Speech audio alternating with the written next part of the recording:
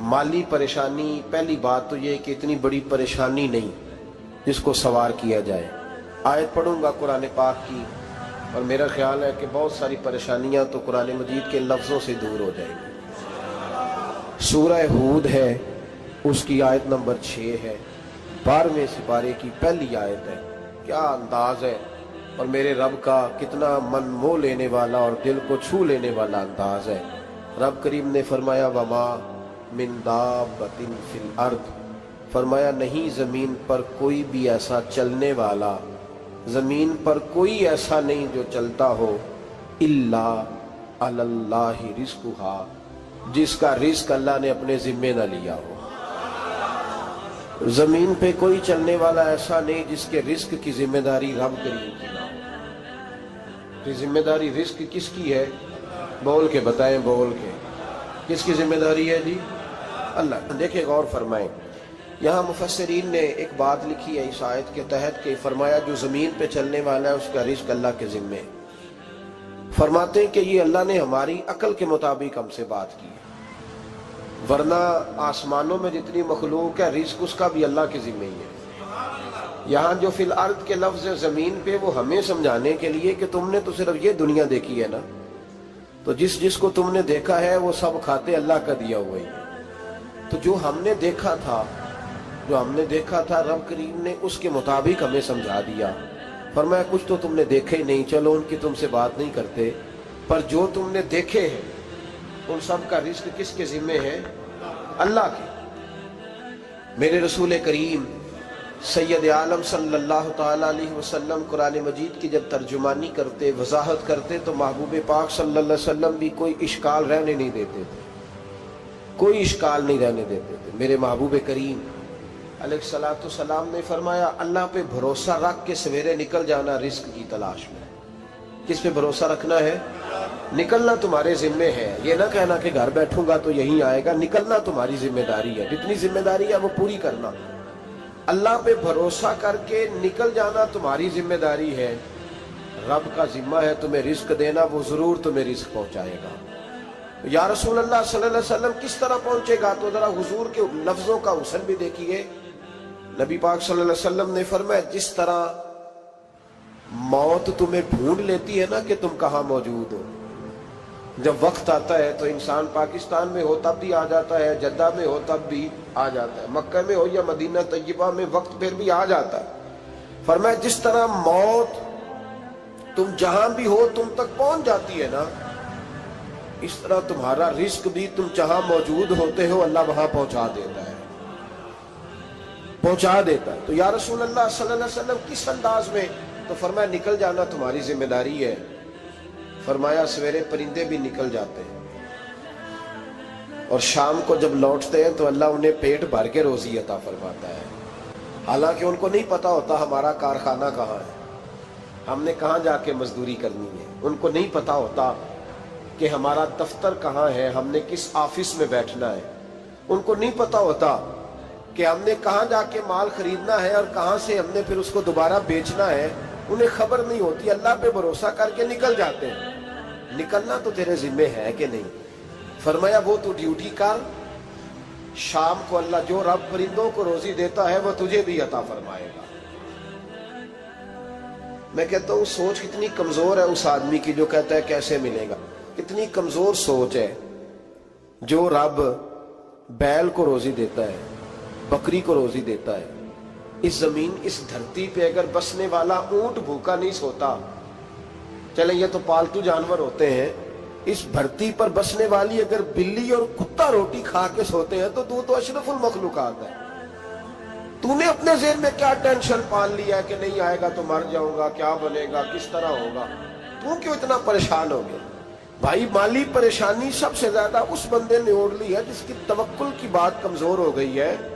तू सीधी तवज्जो अपने रब करीम की जानिब रख, सीधी तवज्जो अल्लाह की जानिब कर। रब फरमाते हैं जिम्मा तेरा नहीं, जिम्मा मेरा। लेकिन ना तनख्वाह एक आती है घर में, जब एक बच्चा होता है तो तब भी काम चलता है, जब अल्लाह 2 बच्चे दे दे फिर भी उस तनख्वाह से काम चलता है, जब 3 हो जाए फिर भी चलता है, जब 4 हो जाए नहीं। आप ना भी बोले तो बात तो सही है, बहरहाल काम फिर भी چلے اسی تنخواہ میں سے جب بندہ بڑے بیٹے کی شادی کر کے بہو بیاہ کے لے آئے تو پھر بھی کام چلتا ہے، اور جب اس بیٹے کو اللہ بچے عطا کر دے تو اسی گھر میں، اسی آنگن میں، اسی چھت کے نیچے کام چلتا ہے، تو پھر تو مان جانا کہ چلانے والا تو نہیں، چلانے والا کوئی اور ہے۔ پھر تو مان جا کے چلانے والا کوئی تو اس وقت جب تنخواہ تیری لگی تھی تو کہتا تھا ابا ابھی میری شادی نہ کر، میں بیوی کو کیسے کھلاؤں گا؟ تو وہی شخص ہے جس کی چھت کے نیچے پھر 1.5 درجن پوتے بھی پل رہے اور گزارا ان کا بھی ہو رہا ہے۔ تو رزق کا ذمہ کس کا ہے؟ اللہ کا، اللہ کا ذمہ۔ اب ہمیں پتہ ہے پہلی بات تو پریشانی اس لیے اتار دینی چاہیے کہ ذمہ ہمارا ہے ہی نہیں۔ اب دوسری بات یہ کہ ذمہ داری کس کی ہے؟ اللہ حکیم بھی ہے اور علیم بھی ہے، حکیم بھی ہے اور جانتا بھی ہے، اور اسے پتہ بھی ہے کہ دینا کس طرح ہے۔ اب ہم پتہ کیا کہتے ہیں؟ کہتے ہیں وہ جو بندہ پجاروں میں بیٹھا ہے وہاں اسے نہیں بیٹھنا چاہیے تھا، اور میرا حق تھا۔ تجھے زیادہ پتہ ہے کہ اللہ کو؟ بول کے بتا نا، کس کو پتہ زیادہ ہے؟ کیوں جی؟ تو آپ اصل ٹینشن پتہ کب لگتی ہے؟ جب بندے کہتے ہیں نہیں وہ پجاروں میری تھی، میرا حق تھا۔ وہ جب گزرتی ہے نا پاس سے مہران کے تو مہران والا ٹینشن بڑی لیتا ہے، حالانکہ اللہ کو زیادہ پتہ ہے کہ وہ حق۔ ایک بات اپنے ذہن میں یاد رکھ لیں، رٹ لیں کہ جو میرے لیے بہتر تھا میرے رب نے مجھے دے دیا، تو بات ختم ہو گئی۔ بس وصل اچھا ہے نہ فراق اچھا ہے، یار جس حال میں رکھے وہی حال اچھا ہے۔ بس جو میرے حق میں بہتر تھا میرے رب نے مجھے، مسئلہ یہ ہے کہ تو اس پہ راضی ہونے کو تیار نہیں۔ حضرت علی کرم اللہ تعالیٰ وجہ الکریم نے میرے نبی پاک کی ایک حدیث بیان کی ہے، اور جناب علی جب یہ حدیث بیان کیا کرتے تھے تو حضرت مجاہد فرماتے ہیں یوں لگتا تھا کہ جیسے حضرت علی ہمیں ہر پریشانی سے نکال رہے ہیں۔ مولا علی شیر خدا رضی اللہ تعالیٰ عنہ فرماتے ہیں کہ مجھے میرے نبی پاک صلی اللہ علیہ وسلم نے ایک طریقہ دیا تھا ٹینشن فری ہونے کا۔ آپ فرماتے ہیں مجھے تو بڑا راس آیا ہے، تم بھی اگر کر لو گے تو تمہیں بھی فائدہ دے گا۔ کہا وہ کیا؟ حضرت علی کہنے لگے محبوب علیہ السلام نے فرمایا تھا لوگوں تم اللہ کے دیے ہوئے تھوڑے رزق پہ راضی ہو جاؤ، وہ تمہاری تھوڑی عبادت سے تم سے راضی ہو جایا کرو گے۔ بس تم 2 نفل بھی پڑھو گے تو اللہ راضی ہو جائے گا، تم 1 رکوع بھی سویرے اٹھ کے پڑھو گے تو وہ راضی ہو جائے گا، وہ تمہارے 313 درود شریف سے راضی ہو جائے گا، تم اس کے دیے ہوئے تھوڑے رزق سے راضی ہو جاؤ۔ ٹینشن اس لیے ہوتی ہے کہ ہم راضی نہیں جو اس نے ہمیں دیا ہے۔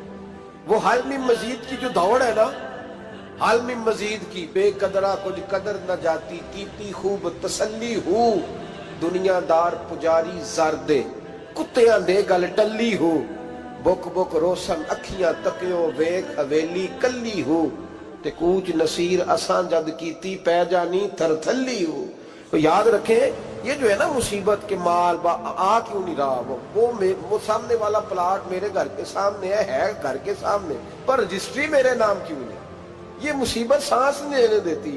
موٹر سائیکل کھڑی کرتا ہے نا جب آ کے دکان سے روٹی کھانے آتا ہے، دفتر سے گھر آتا ہے، کاروبار سے آتا ہے، تو جہاں موٹر سائیکل کھڑی کرتا ہے وہ ٹینشن بڑی ہے کہ کبھی میری ہو جائے نا یہ والی جگہ تو میں یہاں بھی بورڈ لگاؤں اپنے نام۔ اس نے مالی پریشانی پیدا کی۔ تو جس حال میں ہے، کیونکہ تو نے اپنا یہ حال خود نہیں بنایا، جس نے بنایا ہے وہ بڑا بہتر جانتا تھا کہ تو اسی حال میں اسے اچھا لگتا ہے۔ تو اسے اسی حال میں، ایک بزرگ تھے تو ان کی طبیعت بڑی علیل ہو گئی، بیمار ہو گئے، تو اللہ نے آزمائش دی تو کیڑے پڑ گئے وجود میں۔ ایک کیڑا یہاں سے کھا رہا تھا، اللہ والے بڑے راضی رہتے ہیں اس کی رضا پہ، تو کیڑا یہاں کھا رہا تھا تو نیچے گر گیا، تو بابا جی نے اٹھا کے پھر وہاں رکھ لیا، کہنے لگے جب اس نے تیری ڈیوٹی مجھے کھانے کی لگائی ہے تو میں اس بات پہ راضی ہوں، تو نیچے کیوں گرتا ہے؟ بس ٹھیک ہے کھا، جب اس نے تجھے ڈیوٹی جو تیری لگائی۔ سالبہ بن عبد الرحمن ایک صحابی تھے، سالبہ غالباً نبی پاک صلی اللہ علیہ وسلم کی خدمت میں آئے، کہنے لگے یا رسول اللہ صلی اللہ علیہ وسلم غربت بڑی ہے، میرے لیے دعا کریں اللہ زیادہ مال دے۔ تو محبوب صلی اللہ علیہ وسلم نے فرمایا تو جس حال میں اچھا ہے وہ تیرے لیے بہتر ہے، اس میں تو ہے وہی حال تیرے لیے۔ مشکل ہے نا یہ جواب سننا؟ کہتے پیر صاحب فلان جگہ سے تویز آیا، وہاں تو وارے نے آرے ہو گئے، تو آپ کے ہاں؟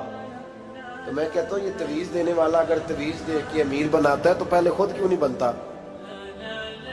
یہ خود تو 150 کا تویز بیچ رہا ہے, اپنی بیچارے کی حالت یہ ہے. اگر اتنا ہی تویز اس کا چلتا ہوتا تو پہلے 5 جو پجاروں اس کے دروازے پہ کھڑی ہوتی. عجیب چکر ہے اور عجیب جگہ لوگ الجھ گئے, سمجھتے ہی نہیں بات کو. یا رسول اللہ صلی اللہ علیہ وسلم دعا کر دے تو محبوب نے کیا فرمایا؟ فرمایا تو جس حال میں ہے نا وہ حال تیرے لیے بہتر ہے, اسی میں رہ. کہ نہیں حضور دعا کرے. فرمایا سال بعد تو باز آ جا. حضور دعا کرے. فرمایا تو باز آ جا. 2-3 دفعہ کا ضد کی. محبوب نے فرمایا جا پھر اللہ تجھے زیادہ پیسے دے گا. چند بکریاں خریدی, اتنی برکت ہوئی کہ بکریوں کے ریوڑ بن گئے. پھر کچھ بکریاں بیچ کے گائے خرید لی, ان کے بھی ریوڑ ہو. پھر کچھ اونٹ اونٹنیاں لے لی, ریوڑ ہی ریوڑ. پہلے 5 وقت مسجد میں آتے تھے, اب فجر اور عشاء رہ گئی. پھر مال زیادہ ہوا تو مدینے شہر میں کوئی جگہ ہی نہیں, مدینے سے باہر حویلی خریدی, پھر جمعہ ہی رہ گیا. جمعے کے جمعے آتے. زکوٰۃ کا حکم آیا. میرے نبی کریم علیہ السلام نے حضرت ابو ہریرہ کو بھیجا. فرمایا جا اسے کہہ تیری زکوٰۃ بنتی ہے 2.5%. 10 کروڑ روپیہ ہو تو کتنی زکوٰۃ بنتی؟ بھئی 1 کروڑ کی 2.5 لاکھ ہوئی نا, تو 10 کروڑ کی کتنی ہوئی؟ تو بڑی مصیبت ہے جب بینک سے میسج آتا ہے نا کہ 25 لاکھ نکل گیا تیرے اکاؤنٹ سے. بہت بڑی مصیبت, بڑی ٹینشن ہوتی ہے. ایک صاحب میرے پاس آئے, ان کی زمین اچانک مہنگی ہو گئی.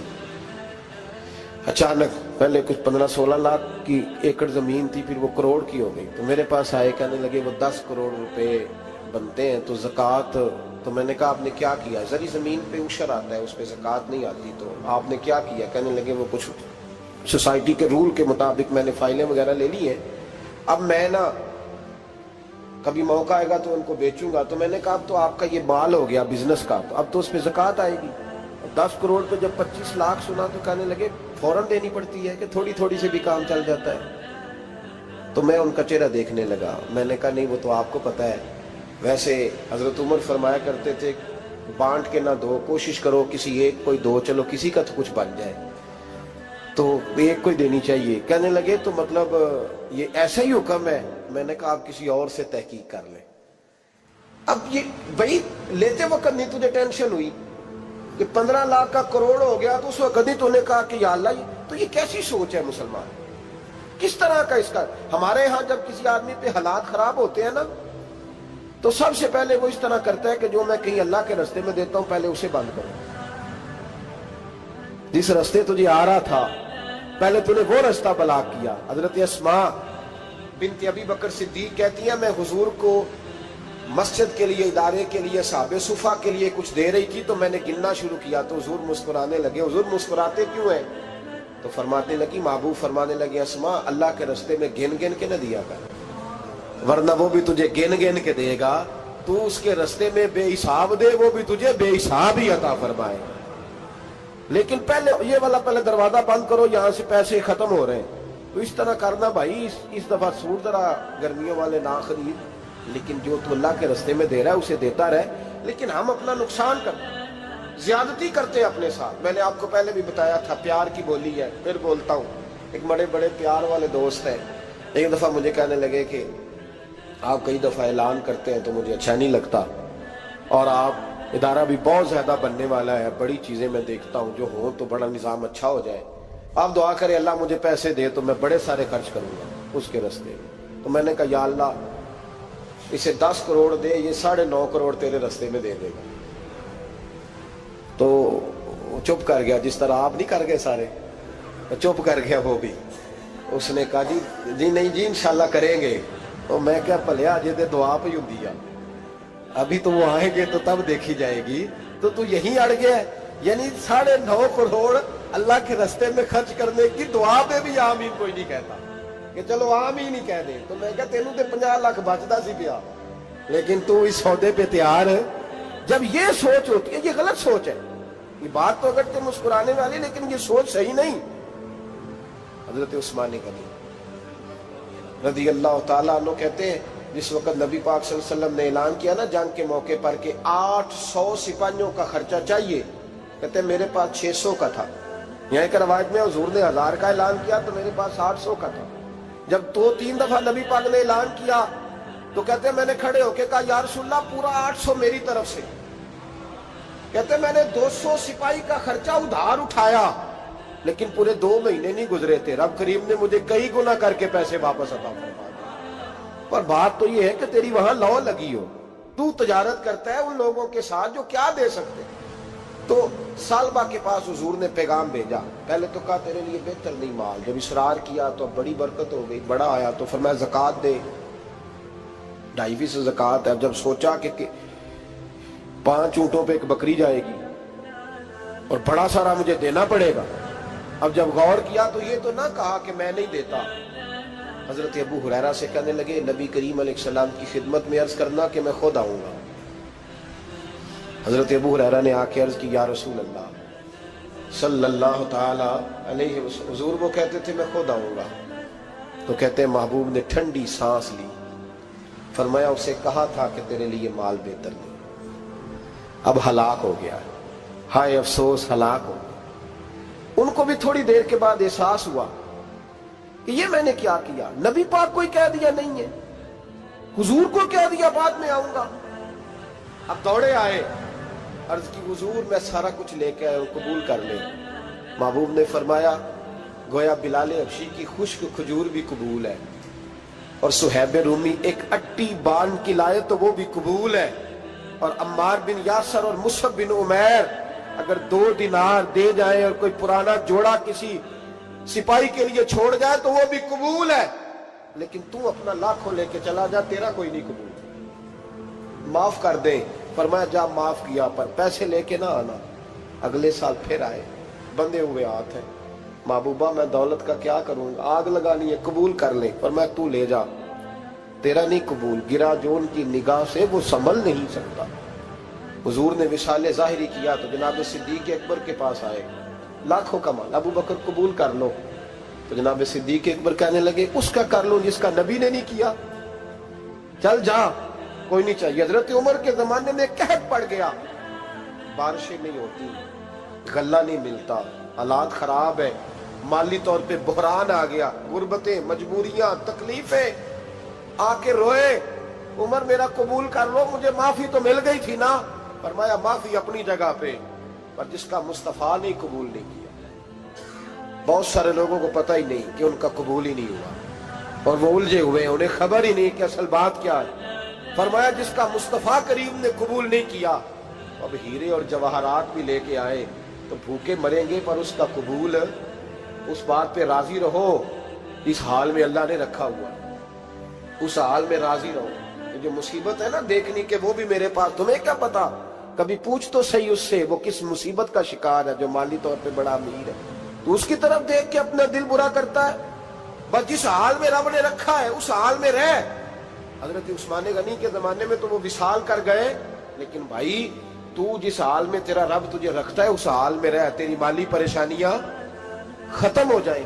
میں نے پہلے بھی شاید آپ کو ایک دفعہ کہا تھا، میں تعلیم سے فارغ ہوا تو میرے ایک استاد اور میرے کچھ دوست کہنے لگے افریقہ آ جائیں آپ، بھائی بہت بڑا ادارہ ہے، اس کو چلائیں، اس کو سنبھالیں۔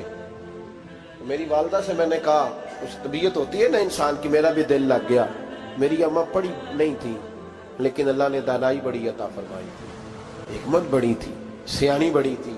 تو میں نے کہا اماں جی وہ مجھے ساؤتھ افریقہ کی دعوت ہو رہی ہے تو آپ کیا کہتی ہیں؟ تو اٹھ کے میرے پاس آ گئی اور مجھے انہوں نے اپنے بازوؤں میں لے لیا، پھر میرا ماتھا چوما، کہنے لگی پتر میں تے وال بھی نہ پوٹ کے دیوا کسی نے، ہم نے دولت کا کیا کرنا، تو اللہ کا نام لے کے کہیں بیٹھ جا، رب کریم رون کے لگا دے گا، خیر ہو جائے۔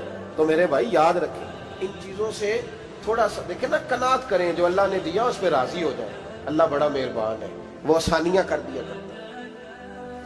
تو یاد رکھیں میرے رسول کریم علیہ السلام نے ایک تو ہمیں درس یہ دیا ہے کہ تو سمجھ جا، قرآن نے ہمیں بتایا ہے کہ روزی تیری ذمہ داری نہیں، روزی کس کی ذمہ داری ہے؟ اللہ کی۔ اور دوسری بات یہ کہ جو اللہ نے تمہیں دیا ہے اس پہ تو راضی ہو جا، تیری مالی پریشانیاں ختم ہو جائیں۔ اور پھر حضور صلی اللہ علیہ وسلم نے فرمایا مذہبی طور پر جب دیکھو تو آگے دیکھو، اور دنیاوی طور پر جب دیکھو تو پیچھے دیکھو، پریشانی ختم ہوگی۔ مذہبی طور پر جب دیکھو، جو 5 نمازیں پڑھتا ہے وہ تہجد پڑھنے والے کو دیکھے، اور جو تہجد پڑھتا ہے وہ اشراق چاشت پڑھنے والے کو دیکھے، اور جو بندہ اشراق اور چاشت پڑھتا ہے پھر اس کو دیکھے جو سارا دن مصطفیٰ پہ درود پڑھتا ہے۔ ऊपर ऊपर देखे कि मैंने और नेक होना है और नेक, और जब माली मामला है तो फिर नीचे देख। अगर तू बैठा ना पजारों पे तो फिर टूडी वाले पे नजर कर, उसका क्या हाल है। और अगर तू वहां बैठा है तो देख, मेहरान वाला भी तो गाड़ी चला ही रहा है ना। और अगर तू वहां है तो मोटरसाइकिल वाला देख, और तू वहां है तो फिर साइकिल वाले पे नजर। और अगर तू साइकिल वाला है तो पैदल वाले को देख। अगर तू किराए के मकान में रहता है तो फिर झोंपड़ी वाले को देख। और अगर तू झोंपड़ी में रहता है तो फिर भी परेशान ना होना, कुछ ऐसे भी हैं जिन्हें झोंपड़ी भी नसीब नहीं, जो सड़क पर लेटे हुए हैं। और अगर तू तंदुरुस्त है ना तो कभी जाके अस्पताल में देख हाल क्या है, लोग किस हाल में। तो हम शुक्र नहीं अदा करते, उसका नुकसान क्या होता है, नेमतें चली जाती हैं। अल्लाह फरमाते हैं लाइन शकर तुम लाज़ीदन्नकुम, तो शुक्र अदा कर, मैं नेमतों में इजाफा कर दूंगा। तो भाई माली परेशानी का तीसरा सबब यह है कि हम देखते हैं माली तौर पर ऊपर, तो फिर हमें तबीयत बिगड़ती है। और फिर माली परेशानियों के कुछ और असबाब भी हैं। इमाम शाफी फरमाते हैं जिन घरों में लोग फजर की नमाज के वक्त सोए होते हैं उन घरों में रिस्क नहीं आता। आप फरमाते हैं फजर का वक्त अल्लाह के देने का वक्त है, उस वक्त अल्लाह बांटता है। हुजूर सल्लल्लाहु अलैहि वसल्लम का फरमान है ना हदीस में कि तहज्जुद के वक्त अल्लाह पहले आसमान पे नुज़ूल जलाल फरमाता है जो उसकी शान के लायक है तहज्जुद के वक्त, और वो कहता है मांगो मैं तुम्हें अता करूंगा। लेने की बारी आए तो बंदा समेट समाट के अंदर घुस जाए।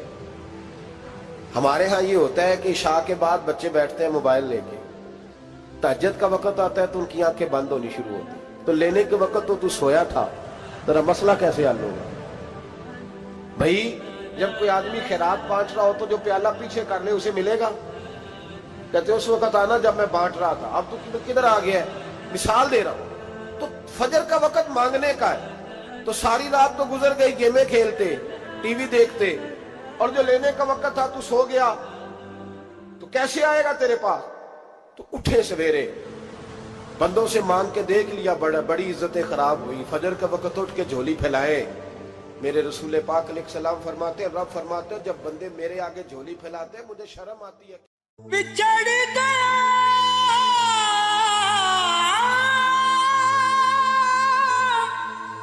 मेरे दिल दा जानी, ते मैं कखों वांगर रुल गई। फुल्लां नाल नाजुक जिंदड़ी मेरी विच कंडियां दे रुल गई। गम सजना दे मार मुका